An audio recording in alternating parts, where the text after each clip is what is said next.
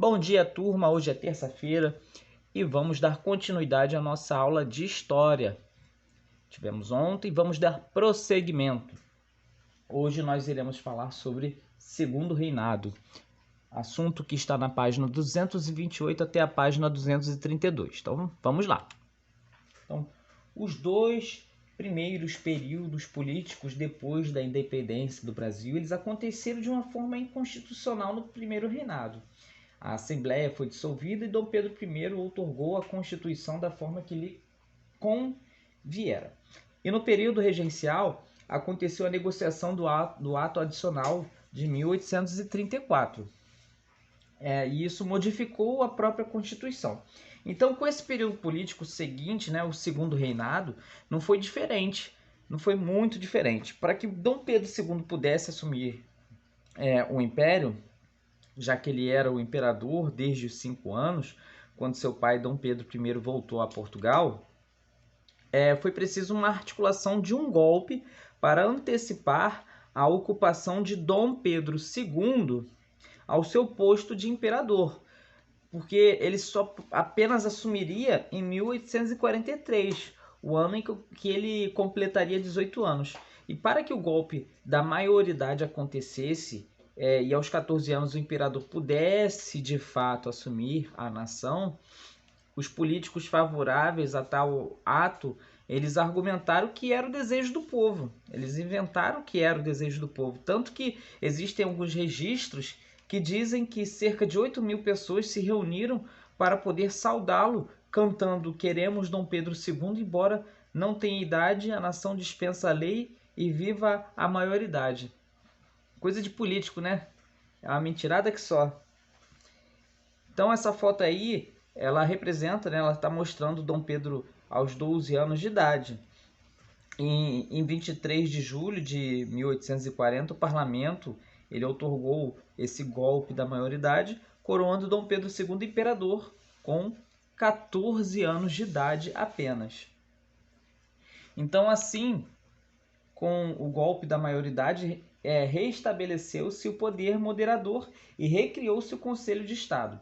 Então, iniciou um período em que o Brasil ele esteve com Dom Pedro II à frente da nação por quase 50 anos, conseguindo redefinir as suas fronteiras e manter o seu território.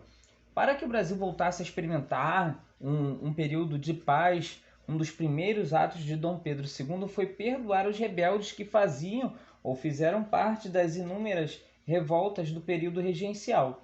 Por isso ele recebeu o título de O Magnânimo.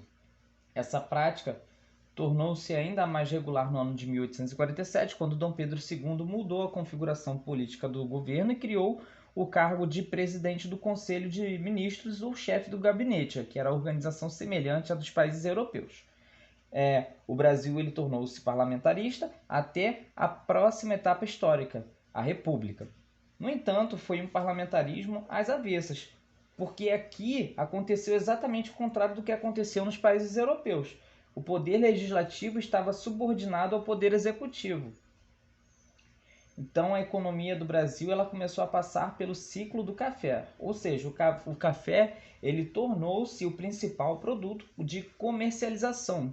E para poder chegar a esse posto de principal riqueza, muitas áreas de florestas elas foram completamente destruídas e para dar lugar aos cafezais. Então, cerca de 1 milhão de escravos foram trazidos da África ou comprados do Nordeste.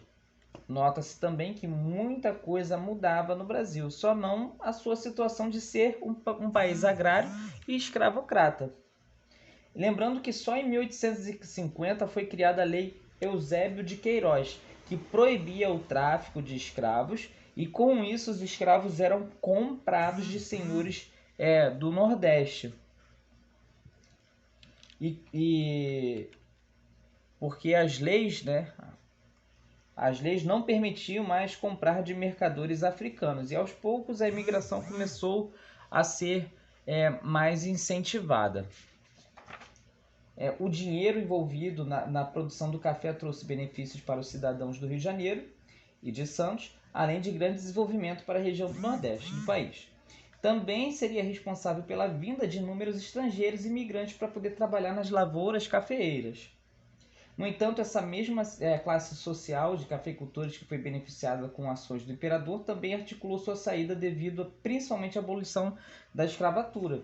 No final do seu reinado, Dom Pedro II ele sofreu com a pressão da Inglaterra para abolir a escravatura, porque a Inglaterra ela tinha interesse em aumentar o seu mercado consumidor de seus produtos, e para isso ela precisava que os escravos eles se tornassem homens livres e assalariados, para poder começar a comprar o que quisessem.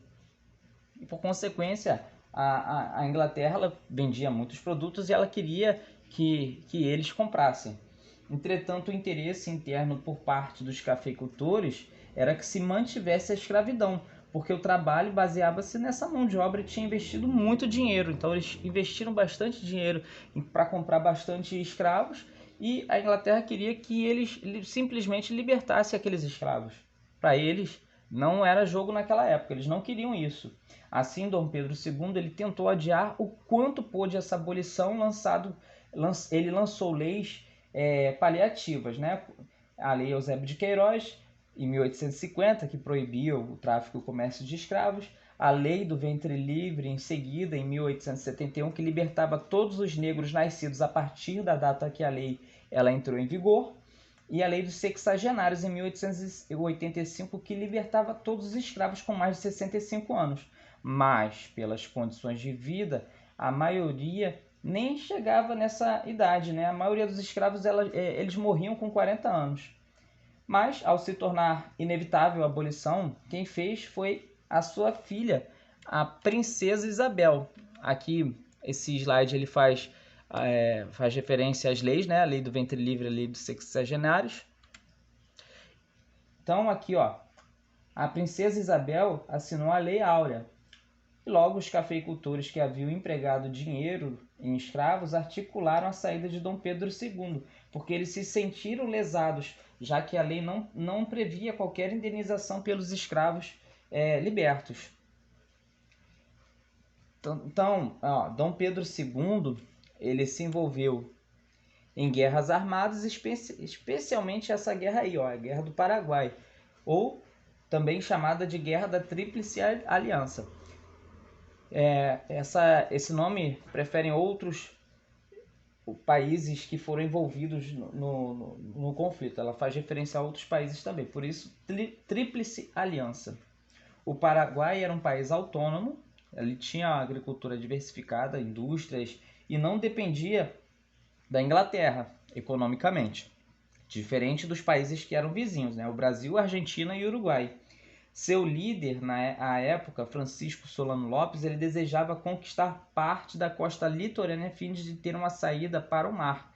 E para isso ele incorporaria territórios do Brasil, da Argentina e do Uruguai, e também ele incorporaria esses 3 países ao Paraguai.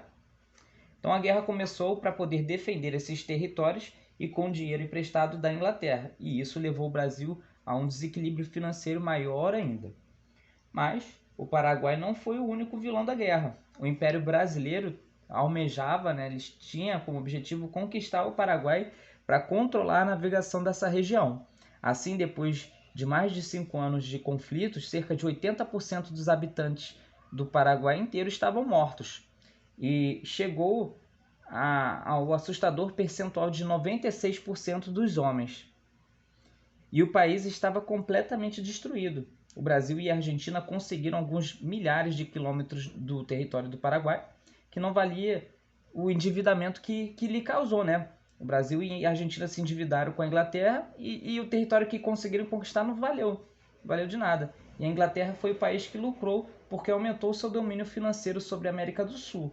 Ao final da guerra, ainda insatisfeito com a vitória, o governo ordenou o massacre do povo paraguaio inteiro.